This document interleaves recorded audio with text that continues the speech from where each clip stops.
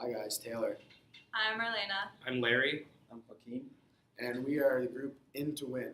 Today we're going to be talking to you about the case Maussner versus Atlantic City Country Club. Now we're going to go to our stat guy Larry for a quick statistic. Did you know the chances of winning the national lottery jackpot is nearly 1 in 14 million? The odds of getting attacked and killed by a shark are 1 in nearly 4 million, while the chances of getting struck by lightning are 1 in almost 1 million.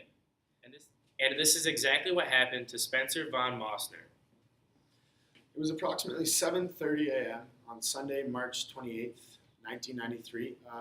It was a regular morning for Spencer Van Maussner and his three friends, Michael, Robert, and Peter, who all headed out to the local Atlantic City Country Club to play a round of golf.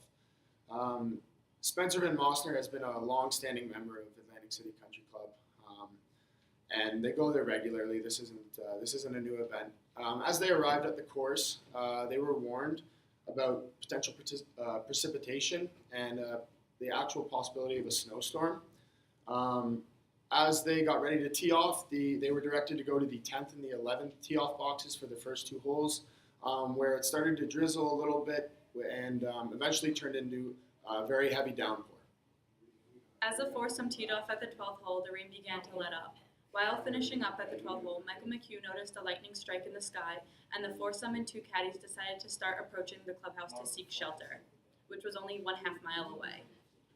While the plaintiff was walking towards the clubhouse, he decided to pull out his umbrella to avoid the rain.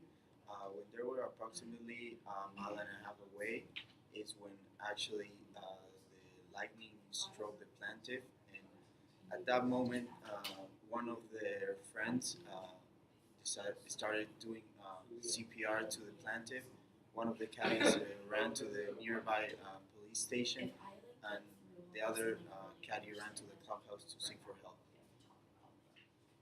Spencer von Maussner, our plaintiff, then filed a complaint in the Supreme Court Law Division, Cayman Court, seeking damages for his significant injuries that he sustained in the incident at the Atlantic Country Club. The various defendants filed a timely answer to plaintiff's complaint, raising inter alia the defenses that they were under no duty to protect the plaintiff from a lightning strike, and that the plaintiff's injuries were the result of an act of God. The defendant then moved for summary judgments, asserting that the plaintiff had not met his burden of establishment and that the defendant created and maintained a dangerous condition on the golf course. An act of God is a natural hazard outside of human control, for which no person could be held responsible. In this particular case, Atlantic City Country Club claimed for act of God because there was no way that they could have prevented from the plaintiff getting struck by lightning. They refer that they posted signs in the locker rooms and suggested to not play due to the weather conditions that there were at that moment. It helps us better predict natural disasters. So nowadays it's harder to use act of God as a defense in a case due that the technologies that are surging even more for sports, such as predicting tornadoes paths or see where there's a possible lightning strike area, makes it harder for the plaintiff to. In New Jersey, there is no case precedent in regards to golf courses owning their participants a duty of care with lightning strike. So the courts referred to a similar case in the state of Tennessee in which Hames versus the state of Tennessee awarded the widow of the plaintiff $300,000 for her husband being struck and killed by lightning while golfing. The Supreme Court reversed the appellate court's determination and dismissed the complaint. This court determined that lightning is such a highly unpredictable occurrence that it is unreasonable to expect one person to be able to determine it. Also emphasized that it is reasonable to infer that a reasonably prudent adult can recognize the approach of a severe thunderstorm and know when it is time to pack up and leave before havoc strikes. The National Athletic Training Association details a 6-step plan to achieve a proper lightning plan. Step 1 is the organization should designate a person with authority to remove participants from the sport. The club achieved this by designating 2 managers to collect the golfers, although they did not reach Maussner in time.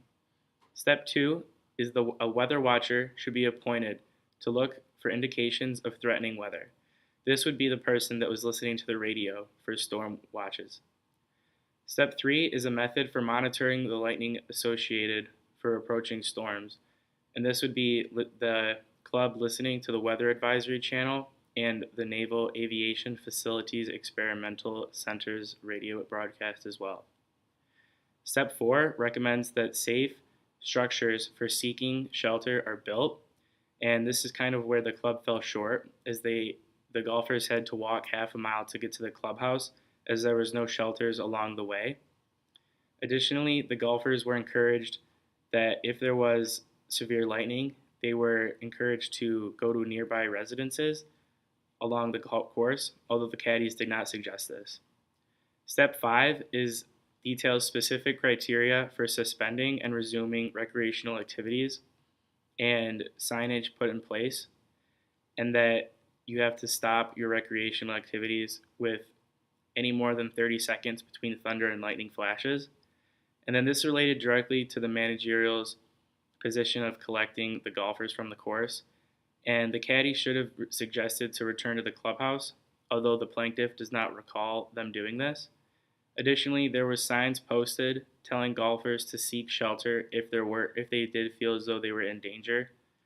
And the plaintiff did say that he does not recall seeing these signs, and he thinks that they were put up after the incident. The sixth and final step, it is recommended that lightning safety strategies be implemented, such as requiring staff to maintain a current CPR and first aid certification.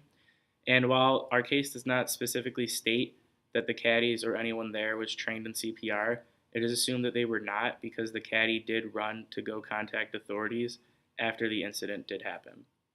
I'm sure all of you have seen a thunderstorm, and I'm also sure that all of you can agree that predicting where a lightning bolt is going to hit the ground is pretty much impossible.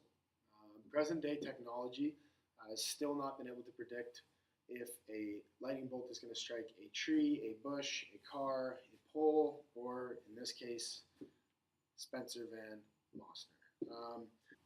Similar to strikes of lightning, we have other acts of God like tornadoes, where we used to see them as acts of God, and now through technology with satellite imagery and radar modeling, we are able to find essentially the path of a tornado, the severity of the tornado, and the percentage that it could hit a specific location, which has all changed how we view the defense of an act of God. Because before, with an act of God, even if there was negligence on, say, the Atlantic City Country Club, the responsibility would be taken 100% off of them due to an act of God, which was the lightning strike. That has now changed, and if there is partial negligence or any at all, and there is an act of God, depending on the circumstance and the case and the situation, you may not be 100% released of responsibility, and there may still be some fault to the property owner or whatever the situation may be. And I think that has everything to do with new technology. I think because of, like mentioned in Professor Flynn's article, just with the advances, like it's becoming less and less of a unpredictable occurrence, and it's becoming more of something that a destructive path that can be predicted and that we can get ahead of in some cases. We're about 175. What do you think? Yeah, I think the watch will be fine. Yeah, not too much. The weather's rolling in, eh? Yeah, there might be a storm coming. Yeah, hole in one storm.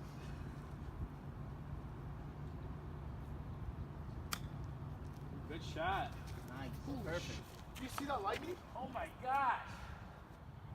All right, guys. I just saw lightning up there. We should call it. Yeah. Back to the clubhouse. We should go. Let's probably get back to the clubhouse. Yeah, everything. Go ahead, Alright. Spencer. Be there in a sec. Ready? Spencer, I've been around to the clubhouse. Go to the clubhouse. The verdict for this case was that Atlantic City Country Club was not held responsible for the strike of the lightning to the plaintiff due to an act of God, and that they showed signs on the locker room, and one of the caddies suggested that they should go in due to the weather conditions.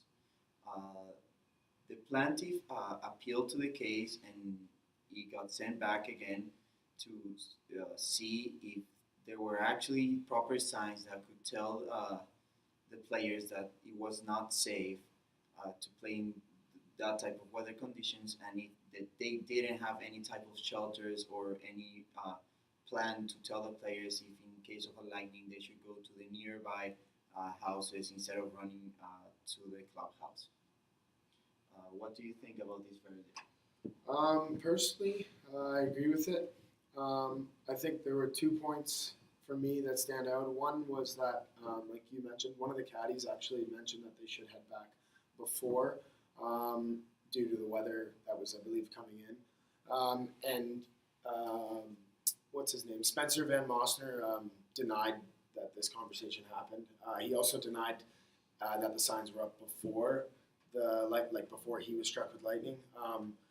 Which I don't know. It seems like he may have been the one that was a bit negligent, in my opinion. Yeah, I agree with that. I think that the country club did almost everything correctly. They could have had the shelters put along the way, although they did have the policy of having the caddies bring people towards the homes.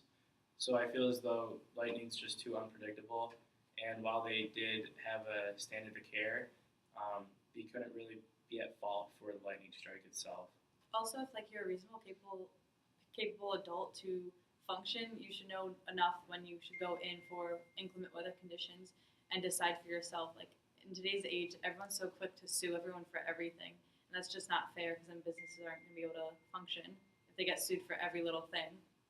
We also need to have an account that this particular case was in 1993, so the type of technology to try to prevent lightning strikes weren't as good as there right now. So because of this case, nowadays we have better ways to protect the golfers and sports fans in general. All right, so thank you all for your attention, and we hope you learned something about risk management. We're in to win. Have a great day.